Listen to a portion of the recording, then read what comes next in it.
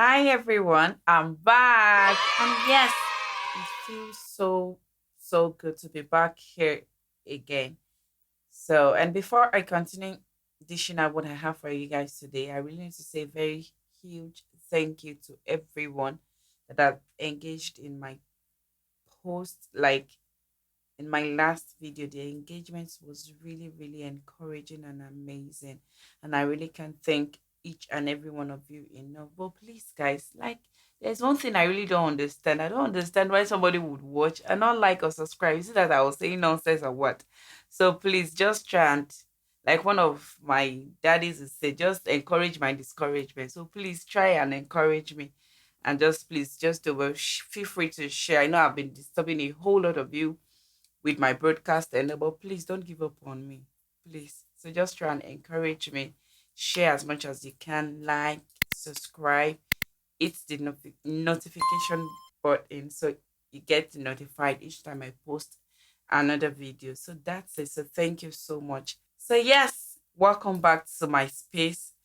And I'll be discussing something very important and crucial in this video, and that is stepping out of your comfort zone. And yes, you heard me well, stepping out of your comfort zone.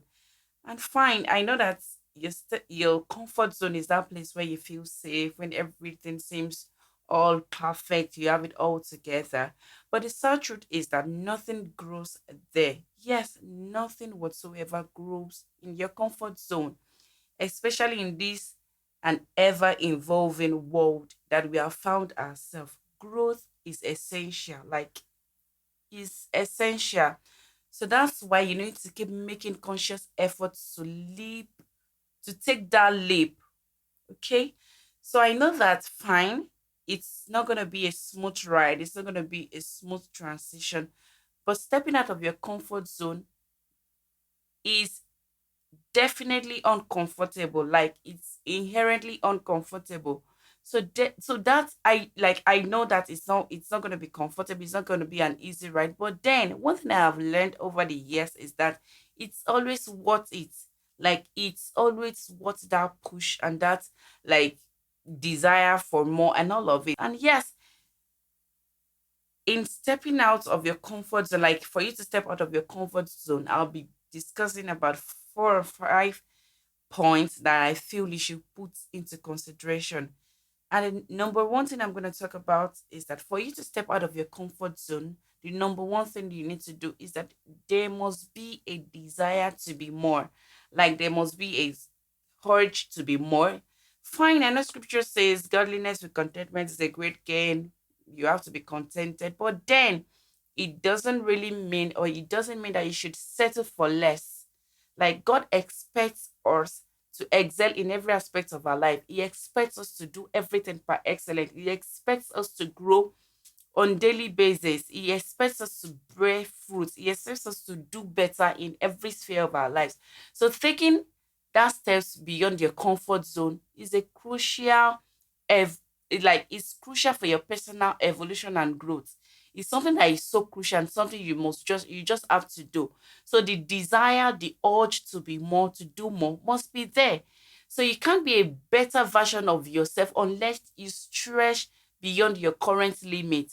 No matter how good or how perfect your current zone might be, becoming a better, and there's this saying that you can never it's always a good thing when you just want to be a better person than who you were yesterday. So and for you to take that leap, for you to take that, to make that stretch beyond your current limits, you just have to do it, because that is the only thing that will make you a better person and make you a better you. And like seriously, I really can't wait for the better you to emerge. And like I said, no matter how good or perfect your present situation might be, there is always more. The number two points I'll be talking about is that don't be afraid to take that leap.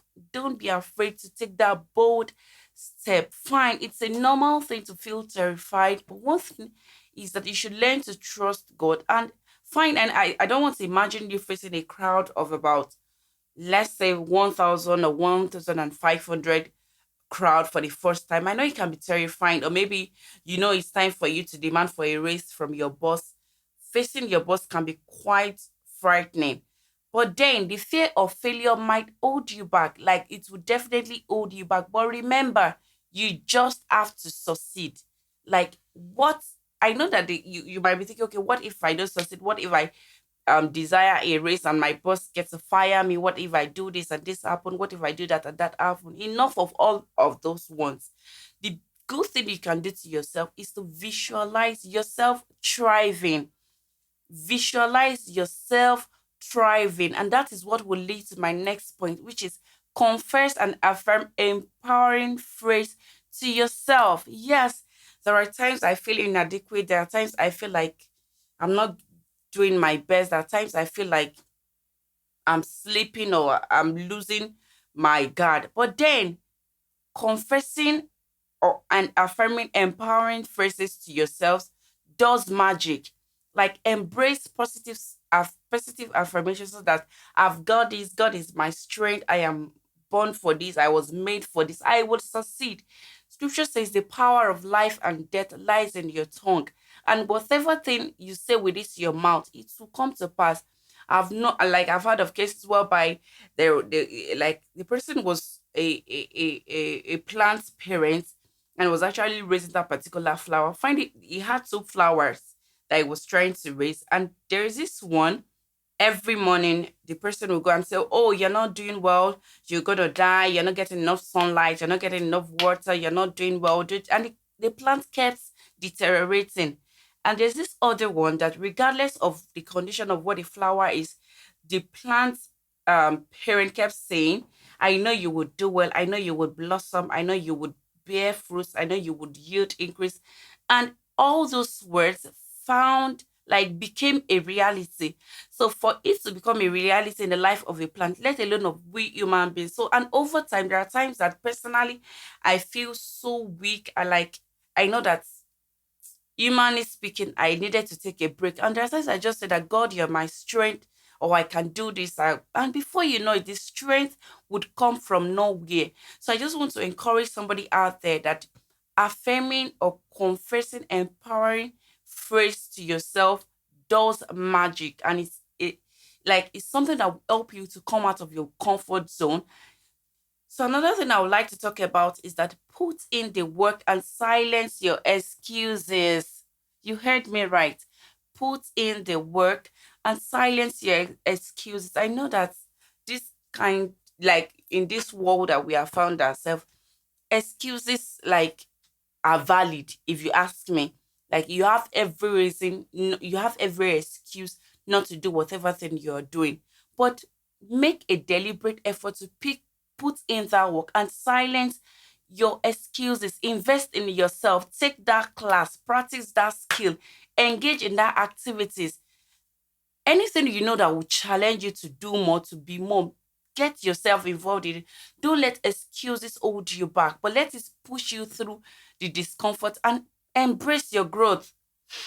Guys, apologies for the abrupt cut. Like, you won't believe.